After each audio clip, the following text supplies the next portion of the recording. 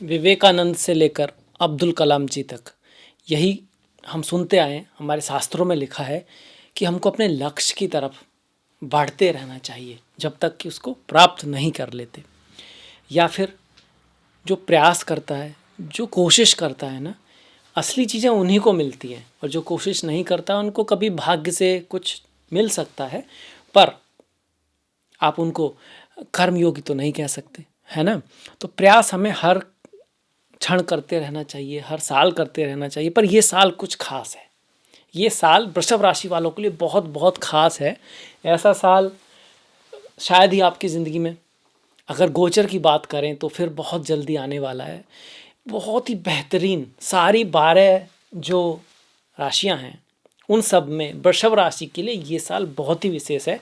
और ये महीना खास कर की मई का महीना भी बहुत बढ़िया होगा, उसमें भी कोई बहुत बड़े परिवर्तन आने वाले हैं। पर इस महीने, इस सदी का सबसे बड़ा परिवर्तन, शनि का महापरिवर्तन, जो आपके लिए एकादश, मतलब 12 भाव है ना, 1 2 3 4, इन सब में से जो ये जो भाव है एकादश, इसको कहते हैं लाभ भाव, इच्छा पूर्ति का भाव, इसमें हो रहा है। बाकी के लिए सबका अलग अलग हो रहा है, किसी के यहाँ किसी के यहाँ, पर आपके लिए 11वें भाव में, लाभ के भाव में शनि आएंगे। तो ये बहुत ही बढ़िया है। वो भी स्वर्ण के पद चरण में आएंगे। स्वर्ण मतलब बहुत अच्छा माना जाता है, सोने का, चांदी का, तांबे का, लोह का, ऐसे करके बांटा गया है योगों को। जब गोचर का परिवर्तन होता है तो आपके लिए पड़ रहा है स्वर्ण वाला, जो बहुत बढ़िया है। पर बड़ी बात यह है कि इस महीने शनि तो आएंगे ही आएंगे, जो सबसे महत्वपूर्ण है। बाकी बहुत सारे गोचर भी आपके एकादश भाव में हो रहे हैं। मैं जैसे कि राहु तो आपका एकादश में चल ही रहा है, इस महीने शुक्र भी एकादश में है, जो कि वक्री हो जाएंगे 2 तारीख के बाद, पर रहेंगे एकादश में, मीन राशि में उच्च के। बुध नीच के हैं पर उनका नीच भंग हो रहा है, ये भी आपके एकादश भाव में मीन राशि में रहेंगे, जो 15 तारीख से आपके वक्री हो जाएंगे। पर वक्री होने के बावजूद जो योग बन रहे हैं ना, सारे जोडियाक जो भचक्र है, जो 12 राशियां, उन आपके लिए सबसे विशेष बन रहे हैं। सूर्य का परिवर्तन भी एकादश में होगा, दशम एकादश में सूर्य का परिवर्तन भी अच्छा माना गया। बाकी के जो कुछ ग्रह बचे हैं, गुरु आपके प्रथम भाव में चल रहे हैं, जो फिर मई के बाद द्वितीय भाव में जा रहे हैं, जो बहुत बढ़िया है। इस बार क्या करेंगे उसके बारे में बात करेंगे, वो भी बुरा नहीं है। और मंगल की यहाँ थोड़ा सा ध्यान देना है। भाई सारे ग्रह तो किसी का कभी भी ऐसा नहीं हो सकते ना, एट बेस्ट। पर हाँ, महीना जो है वो बहुत अच्छी शुरुआत आपकी करने जा रहा है। करीब आप ये कह सकते हो ये समय 30 साल बाद स्टार्ट होगा। इसका समय थोड़ा थोड़ा लगेगा आपको, ऐसा नहीं कि 29 मार्च को जैसे परिवर्तन हो रहा है तो उसके बाद एकदम सब कुछ बदल जाएगा। पर हाँ, धीरे धीरे अब चीज़ें बेहतरी की तरफ जाएंगी। केतु का गोचर आपके पंचम में चल रहा है, पंचम में ही चलता रहेगा। राहु आपके एकादश में है, एकादश में ही चलते रहेंगे। राहु बदलने वाले हैं मई में, राहु जाएंगे दसम भाव में। राहु जिसके 10 में, दुनिया उसके बस में। तो धीरे धीरे चीज़ें आपके लिए पॉजिटिविटी की तरफ जा ही रही हैं। 100% डेफिनेटली ऐसा ही है, गारंटी से। गोचर में जन्म पत्री तो देखनी पड़ेगी कि उसमें आपके राजयोग हैं, लक्ष्मी योग है, या किस तरह की कुंडली है, उसमें प्रॉमिस क्या है। अब बात करते हैं रिजल्ट के ऊपर। सबसे पहले अच्छे परिवर्तन की बात करें तो शुक्र जो है मीन राशि में है, आपकी राशि के स्वामी है। आपकी वृषभ राशि है, वृषभ राशि के स्वामी शुक्र होते हैं, तुला के भी शुक्र होते हैं। तो पहले और छठे भाव का जो स्वामी है, जो शुक्र है, वो एकादश भाव में जा रहा है।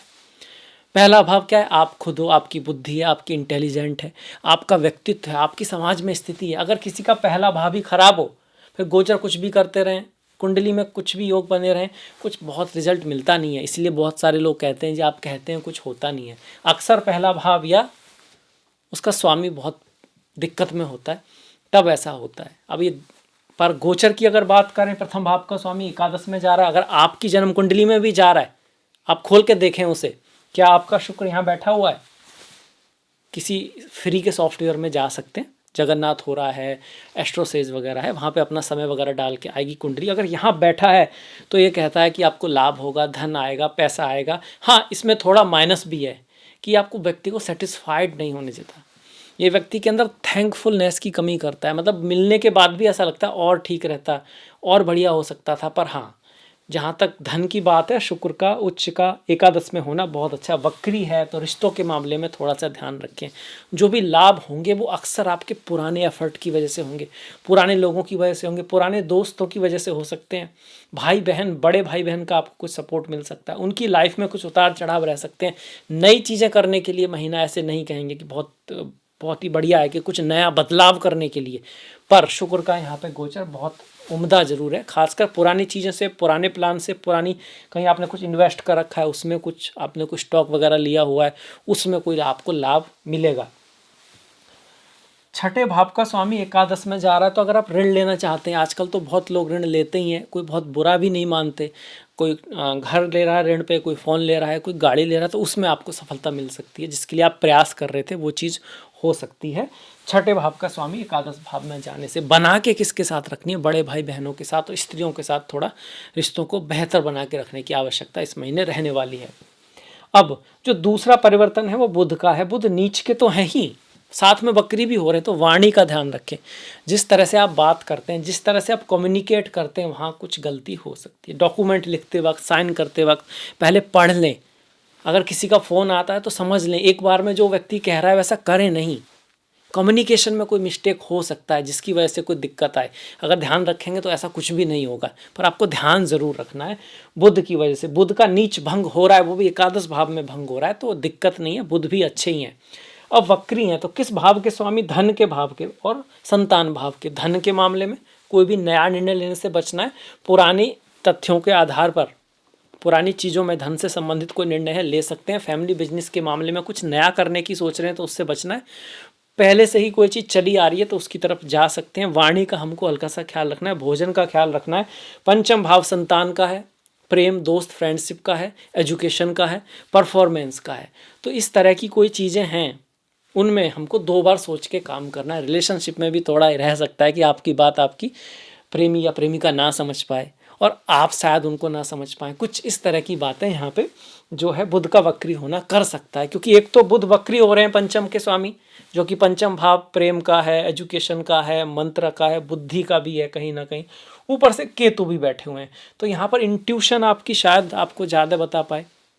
थोड़ा सा गणेश जी की पूजा करना, किसी भी चीज़ को थोड़ा ध्यान से देख के और धैर्य के साथ निर्णय लेना, इमोशन में ना लेना, और कहीं ना कहीं गिविंग रहना। मतलब पहले जो आप चीज़ें चाह रहे हो दूसरों से, वो पहले आप भी करें दूसरों के लिए। ऐसा नहीं कहीं ऐसा हो कि हम चाह तो बहुत कुछ रहे हैं पर खुद से कुछ कर नहीं रहे हैं, ऐसा बस उम्मीद कर रहे हैं कि हमें भी मिलना चाहिए, हमें भी रेस्पेक्ट मिले, हमें भी जॉब मिले, हमें भी, पर उसके लिए हम कर क्या रहे हैं अपने ऊपर। देखिए कोई भी चीज़ अगर उस पर बाहर से रोशनी पड़ रही है तो कितना चमक सकती है, कितना चमक सकती है और कितने दिन चमक सकती है। उसमें चमक तभी आएगी जब वो अंदर से चमकेगी, जब उसके अंदर से प्रकाश आएगा। वही एकमात्र रास्ता है, बाहर से थोड़ा बहुत ही अंतर पड़ सकता है। तो वही यहाँ पे केतु कह रहे हैं कि रिश्तों में, प्रेम में, शिक्षा में प्रयास की आवश्यकता है, हार्डवर्क की आवश्यकता है, मेहनत की आवश्यकता है। जल्दबाजी से निर्णय ना लें, यहाँ पर आपको थोड़ा एफर्ट करना ही पड़ेगा। केतु की जो स्थिति है वो ये कहती है। फिर मंगल भी यहाँ बैठे हुए हैं, जो वाणी का भाव है, परिवार का भाव है, धन का भाव है, पैसे का भाव है, तो खर्चा वगैरह दिखा रहा है इस महीने। मंगल की वजह से वाणी थोड़ी कटु रह सकती है, पर इन सब के बावजूद भी जो एंड में जिस तरह से ग्रह बदल रहे हैं, जैसे शुक्र का उच्च का होना, बुध का एकादश में आना, राहु भी यहाँ पर हैं, थोड़ा ध्यान जरूर रखना है, पर चीज़ें जा बेहतरी की तरफ ही रही हैं। स्वर्ण पद में जा रहे हैं शनि, यहाँ पर बहुत बड़ा, बहुत इंपॉर्टेंट, बहुत ही स्ट्रॉन्ग गोचर 29 तारीख को होगा जब शनि यहाँ आएंगे। पर 29 से पहले महीना तो निकल चुका होगा, है ना। उस दृष्टि से देखा जाए तो भाई 29 तारीख तक थोड़ा मेहनत, एफर्ट, हार्डवर्क आपको करते रहना होगा, जो आप कर भी रहे हो। पिछले समय आपने ये देखा होगा कि चीज़ों में बदलाव, ट्रांसफॉर्मेशन लाइफ में बहुत आ रहे हैं, चेंजेस बहुत आ रहे हैं, सडन चीज़ें हो रही हैं 1-1.5 साल से, जो मतलब सोच कुछ रहे और तरह से जा रही है। अब थोड़ा ही समय बचा है कि जब वो चीज़ें थोड़े बेहतरी की तरफ जाने वाली हैं। इस महीने भी थोड़ा पेशेंस रखना है, पर खुशी इसी बात की है कि जा तो रही है घड़ी उस तरफ, रास्ता मुड़ तो रहा है जिधर आपकी मंजिल है, कम से कम गोचर का मुड़ रहा है। आप कितना प्रयास करते हैं उस पर भी डिपेंड करेगा। कृष्णा ने भी युद्ध अर्जुन के लिए नहीं लड़ा, युद्ध अर्जुन को ही लड़ना पड़ा, बस उन्हें थोड़ा गाइडेंस जरूर दिया कृष्णा ने अपना, पर ऐसा नहीं कि वो उनके लिए लड़े। सारा आप कह सकते हो पराक्रम अर्जुन को करना ही पड़ा, तो उसका कोई एक्सक्यूज़ नहीं है। पर हाँ, चीज़ें बेहतरी की तरफ जा रही हैं। 29 मार्च को वो खूबसूरत परिवर्तन होगा जिसका वृषभ राशि को इंतजार है। वर्ल्ड के लेवल पर ये थोड़ा सा 12वें भाव में शनि जा रहे हैं, तो एक नए काल की शुरुआत हो रही है। पुराने काल की आप कहोगे एक तरह का विनाश हो रहा है, बहुत सी चीज़ें उथल पथल होंगी, बहुत सी कंट्रीज़ में कुछ ऊपर नीचे जाने वाला है, जैसे रशिया यूक्रेन का युद्ध है, या कुछ चीज़ें ऐसी बदलेंगी जो किसी ने नहीं सोची दुनिया में। जैसे अभी अमेरिका और यूरोप सबसे स्ट्रांग हैं, आगे चल के ये सब चीज़ें बदल सकती हैं, उसकी शुरुआत हो गई है। शनि महाराज ने उसके बीज डाल दिए हैं। और कहीं पे भूकंप का आना आया भी है और आ भी सकता है अगले समय में। कुछ वर्ल्ड लेवल पे तो चेंजेस बहुत ही, मतलब उनमें कुछ विनाशक भी रहेंगे, ऐसा नहीं सब अच्छा ही रहेगा। पर आपके लिए पर्टिकुलरली वृषभ राशि के लिए, वृषभ लग्न के लिए भी चीज़ें फिर बेहतरी की तरफ जा रही हैं। बहुत समय बाद ऐसा हो रहा है। अब ये करेगा क्या? अब शनि जब यहाँ पर आएंगे तो आपका जो एफर्ट है, आपकी जो मेहनत है, उसका कुछ ना कुछ अवार्ड मिलेगा आपको। आप जो कर रहे हैं उसका रिजल्ट आपको थोड़ा दिलाएंगे यहाँ पर इसके लिए अब ये क्वेश्चन उठता है कि हम कर रहे हैं, उसका रिजल्ट मिलेगा। धर्म पूर्वक अगर आपने कर्म किया है पिछले 4-5 साल, तो अब आपको अवार्ड मिलेगा, नाम मिलेगा, पैसा भी आएगा, इच्छाएं भी पूर्ति होंगी। ऐसा किया है तो साथ में सही रास्ते से ही शनि देते हैं, मेहनत करा के ही देते हैं, भगा के ही देते हैं, जल्दबाजी से नहीं देते। प्रैक्टिकल काम सही तरीके से किया जाए धर्म के पथ पर, उसका रिजल्ट देने के लिए अब शनि तैयार हैं। एकादश में आए, ख्याल किस बात का रखना है कि यहाँ से शनि आएंगे तो फिर पहले भाव को देखेंगे। आलस्य में नहीं पड़ना है, चीज़ों को टालना नहीं है। कई बार जब रास्ता नहीं दिखता तो हम चलते ही नहीं है, क्योंकि यार लक्ष्य दिखे तो तभी तो उसकी तरफ बढ़े, हम ऐसा सोचते हैं। अब दिख नहीं रहा तो फिर आगे जाके ही क्या करें। पर सत्य इसका उल्टा है, आगे बढ़ोगे तो कुछ दिखेगा, प्रयास करोगे तो जो ईश्वर ने आपके लिए रखा है, हो सकता है आप जो सोच रहे हो वो कुछ और हो और ईश्वर ने आपके लिए कुछ और सोच रखा हो, पर चलोगे तो उसका भी रास्ता बनेगा। घर में चीज़ें नहीं होंगी, बाहर तो निकलना होगा, मेहनत करनी होगी, अपने आप को योग्य बनाना होगा, कंफर्ट जोन से बाहर निकल के कई चीज़ें ट्राई करनी होंगी। मेहनत करनी है, स्मार्ट मेहनत करनी है, सही तरीके से मेहनत करनी है, और समय पे क्या ज़रूरी है क्या नहीं है इस चीज़ का ध्यान में रखते हुए मेहनत करनी है, तभी मेहनत भी रंग लाती है। जहाँ तक गोचर की बात है, शनि ये चीज़ को दिखा रहे हैं, इस एडिक्शन से बचना है। तृतीय दृष्टि है ना, यहाँ से 1 2 3 यहाँ पर आएगी। एडिक्शन से बचना है, सुबह समय पे उठना है। शनि जब लग्न को देखते हैं, राशि को देखते हैं, तो आपको आलसी बना सकते हैं, लेट करा सकते हैं चीज़ों को, और फिर उसमें आपकी गलती रहेगी। अगर आप मेहनत करोगे, एफर्ट करोगे, डिसिप्लिन रखोगे, तो फिर ये शनि आपको ऊपर बढ़ाने ही आए हैं। योग कारक ग्रह है आपकी कुंडली का, आपकी कुंडली का सबसे स्ट्रांग ग्रह है शनि। अगर ये आपकी कुंडली में अच्छा है तो समय बदलेगा अच्छाई के लिए, अगर ये आपकी कुंडली में कमज़ोर है, बुरा है, तो फिर बहुत ज़्यादा फर्क नहीं पड़ेगा, वो तो जन्मपत्री से ही पता लगेगा। पर गोचर में 100%। अब शनि यहाँ पर जो दृष्टि डालेंगे पंचम भाव पर, मित्र की राशि में, इसका ज़्यादा अच्छा रिजल्ट आपको मई के बाद मिलेगा। फिलहाल में मैं कहूँगा कि प्रेम के मामले में, पति पत्नी के प्रेम के मामले में, आपका जो बिजनेस है उसका जो लाभ है उसमें थोड़ा डिले ही करेगा शुरू में, तो मई तक। उसके बाद फिर ये आपको पॉजिटिव रिजल्ट देना शुरू करेगा जब ये केतु जो है यहाँ चले जाएंगे उस समय। फिलहाल में प्रेम है, शिक्षा है, बिजनेस का, खास करके आपके स्पाउस का कोई बिजनेस है, आपकी पति पत्नी का जो बिजनेस है, वहाँ पर आपको कुछ चीज़ें ऊपर नीचे जाती हुई दिखाई देंगी। इसके साथ साथ जब शनि यहाँ आएंगे तो 8 9 10 इस भाव को देखेंगे, और मई के बाद फिर गुरु भी इस भाव को देखेंगे। कहीं ना कहीं अष्टम भाव इनहेरिटेंस का होता है, पिता से, माता से, पत्नी से, बॉस से, कुछ ऐसी चीज़ें जो आपको ऐसा लगे लकीली मिल गई। जैसे इनहेरिटेंस लकीली ही मिलती है आपको, आपने कभी कुछ किया होगा पर फिलहाल में उसके लिए कुछ कर्म नहीं किया, उसके लिए कुछ ऐसी चीज़ों के लिए कुछ अच्छा योग बन रहा है। धन के लिए भी योग अच्छे बन रहे हैं, मई के बाद ज़्यादा स्ट्रांग बन रहे हैं। इस महीने की बात करेंगे तो जब शनि 30 तारीख को 29 को आएंगे, लास्ट में जाके थोड़ा इस तरह के योग आपके बनते हुए दिखाई देते हैं। लास्ट दृष्टि जो है शनि की यहाँ पर आएगी। जब शनि यहाँ पर आएंगे तो आपके काम त्रिकोण को भी एक्टिवेट कर देंगे, इच्छाओं को भी एक्टिवेट कर देंगे। मेहनत, एफर्ट, यात्राएं, ट्रैवल आपके जीवन में आ सकती है, इस चीज़ का बहुत योग बन रहा है। शादी विवाह को भी एक्टिवेट करने वाले हैं शनि, और गुरु फिर आएंगे तो फिर उस चीज़ को बहुत ही स्ट्रांग योग बना देंगे, और फिलहाल शनि उसको एक्टिवेट कर रहे हैं। राहु एकादश में है, बढ़िया है, पर लालच के चक्कर में, गलत चीज़ों से, गलत रास्तों से आपको फ़ायदा नहीं होगा। फॉरेन चीज़ों से, विदेश की चीज़ों से, आप कह सकते हो इंपोर्ट एक्सपोर्ट से, out of the box thinking की वजह से आपको लाभ हो सकता है। इस चीज़ के योग राहु बना के देख बैठे हुए हैं। केतु वही प्यार में, प्रेम में, दोस्ती में, फ्रेंडशिप में आपको मेहनत ज़्यादा करनी है। संतान के साथ आपके रिश्तों में थोड़ा खटास रह सकता है, उसको मिठास में आप कह सकते हो। कोशिश कीजिएगा कि संतान के साथ आपके रिश्ते अच्छे रहें, पति पत्नी के साथ अच्छे रहें। पढ़ाई लिखाई में एक्स्ट्रा एफर्ट, मेहनत की आवश्यकता होगी। गणेश जी की पूजा आपके लिए बहुत ही बढ़िया रहने वाली है। बुध को देख लेते हैं। बुध को थोड़ा वाणी का आपको ख्याल रखना है। मंगल की जो बात की थी हमने कि भैया वाणी के भाव में मंगल बैठे हैं, तो यहाँ से अष्टम भाव को देख रहे हैं। अष्टम भाव क्या होता है? सडन चीज़ें, जैसे कुछ आपके पैर के ऊपर गिर गया, या आपका पैर में मोच आ गई, या थोड़ा एक्सीडेंट हो गया छोटा मोटा, इसके चांस हैं।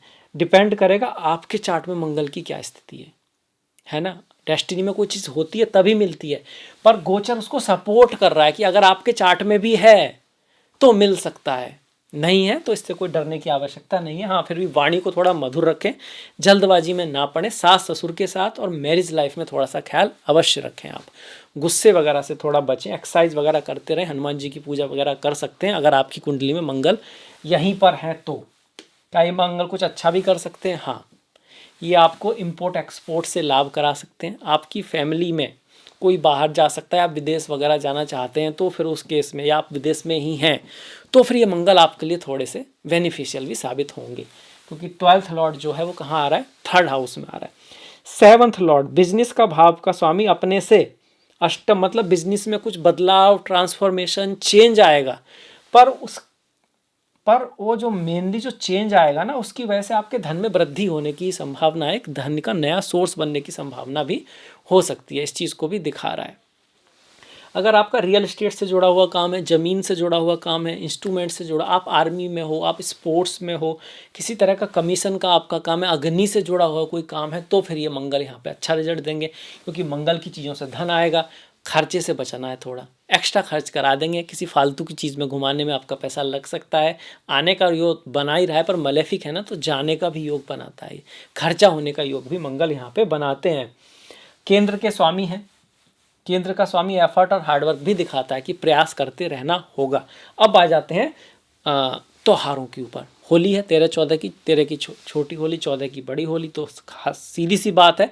14 तारीख की फागुन की पूर्णिमा भी होगी। 30 तारीख के चैत्र नवरात्रि स्टार्ट हो रहे हैं हमारे, और उगाड़ी है, गुड़ी पड़वा है आपका 30 तारीख से। या देवी सर्वभूतेषु शक्ति रूपेण संस्थिता, नमस्तस्ते नमस्तस्ते नमस्तस्ते नमो नमः। 31 तारीख को छेती चंद झूलेलाल जो संत हैं उनसे जुड़ा हुआ त्यौहार है। जो सिंधी लोग होते हैं उनके लिए बहुत ही महत्वपूर्ण है, तो उनको सभी लोगों को बधाई हो। 14 तारीख की फागुन पूर्णिमा, 10 तारीख की अमावस्या, माफ़ कीजिएगा 10 तारीख की अमालिका एकादशी है, ओम नमो नारायणाय, और 25 तारीख की पाप मोचनी एकादशी है, ओम नमो भगवते वासुदेवाय। 11 और 27 को प्रदोष व्रत है, शिवरात्रि है, ओम नमः शिवाय।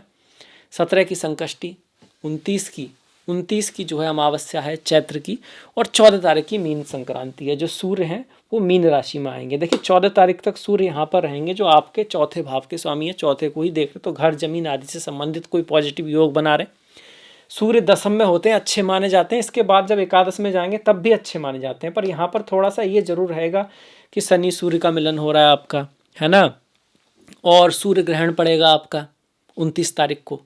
इन चीज़ों का ख्याल रखना है। मतलब ग्रहण के आसपास कुछ हम नया बड़ा तो नहीं करते हैं। मैं आपसे यही कहूँगा कि वैसे तो चेंज आपके लिए सबसे बढ़िया है जितने भी हैं उसमें, पर फिर भी कोई बहुत बड़ा रिस्क नहीं लेना है, कोई एकदम सडन चीज़ें नहीं करनी है, खासकर 29 के 5-10 दिन आगे पीछे, क्योंकि ग्रहण पड़ रहा है इस वजह से भी।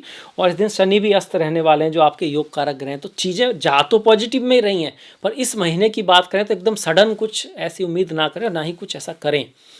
अब इसके साथ मैं आपसे विदा लेता हूं। आई होप आपको वीडियो पसंद आया होगा, तो लाइक ज़रूर कीजिएगा, कमेंट कीजिएगा।